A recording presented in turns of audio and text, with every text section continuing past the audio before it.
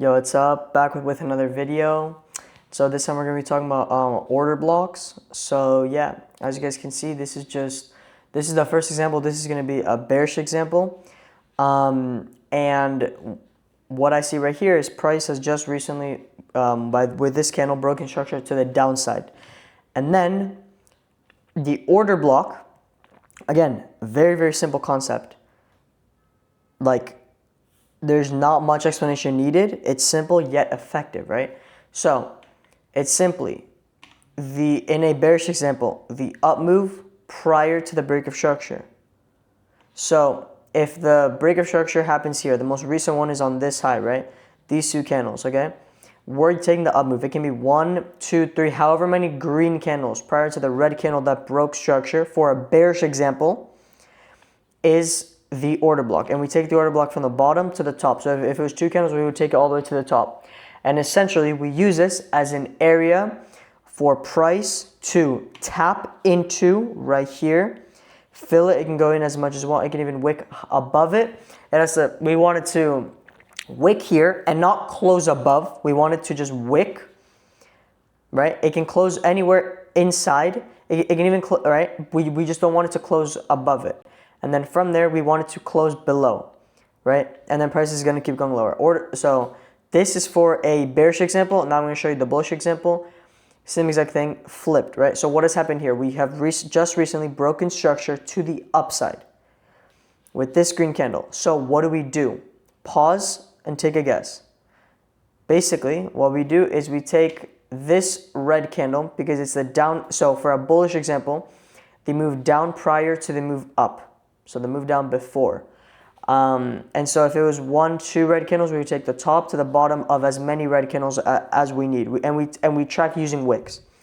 And again, same exact thing where essentially this is an area where price tends to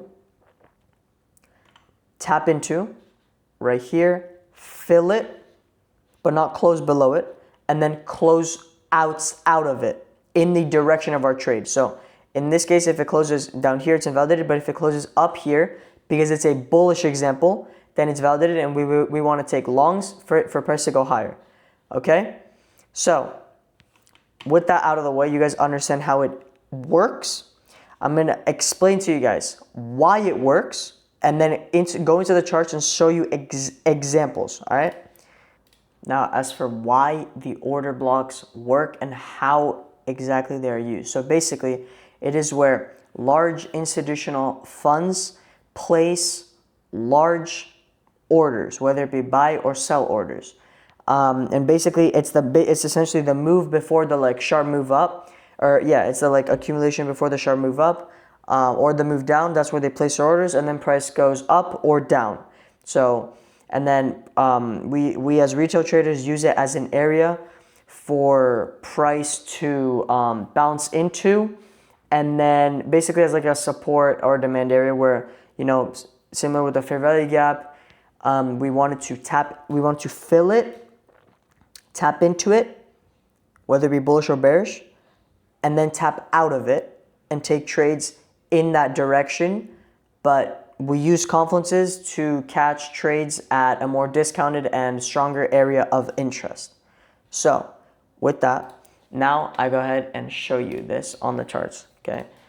Again, very simple confluence. You don't want to use this alone. You use this with all the confluences that I have more on this channel and all that. And then, and then the strategy, which I'll also show, combines all these, and then, it adds discretion, which basically combines all these. But I'm not saying that every order block that you see is going to work, right? You see some are going to work, some are not.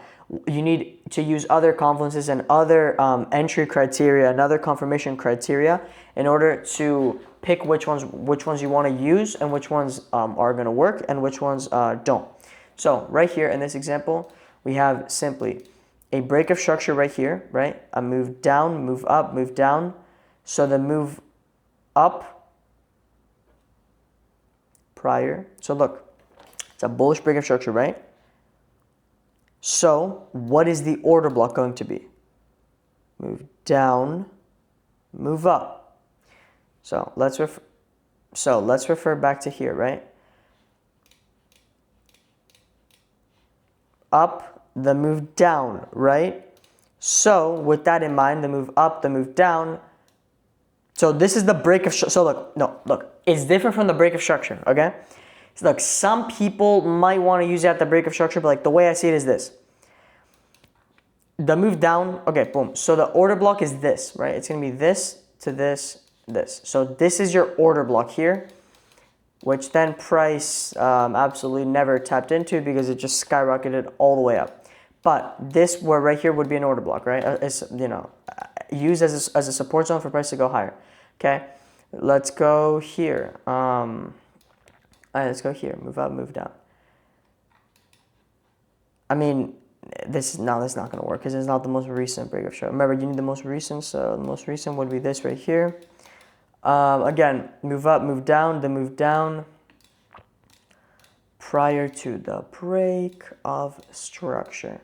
Again, you know, literally never got type of break. Okay, I'm going to go previous examples because these are not getting filled, bro. These are not getting filled like at all whatsoever, right? Right? That's a up. By the way, if it says like, as you guys can see top left 0 0, then just count that. Like, so I'll show you guys what I mean by that. So if it's down and up, instead of doing, for example, look. So look, here we have a bit. Oh no, that's not even. Sorry. Okay, whatever. Here, no, that's not gonna work. All right, nothing. Yeah. So here we have a bearish break of structure, right? Move down, move up. The lowest wick of those two gets broken into, okay? What is the order block? Move down, it's the move up prior to the move down in a bearish example. So we take this right here, bang, it's an order block. What does price do? Price revisits this area, fills it, and then closes below it. So then, you know, and then in turn, price continues to go lower, right? Some would say that's what caused it to go lower. But anyway, yeah.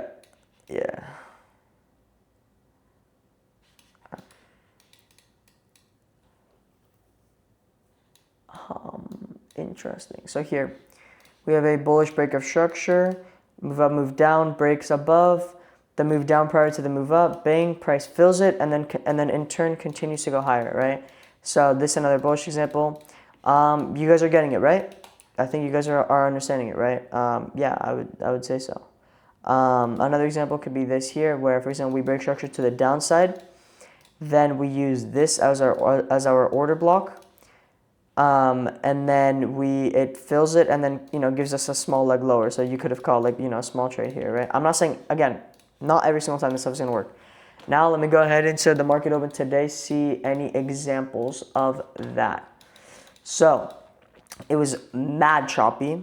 It was low-key really, really choppy. No news Monday.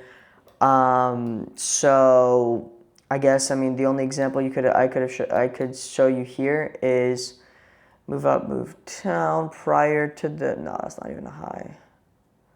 All right, look right here. Okay, move up, move down, right? You see how there's a break of structure? The order block is this right here.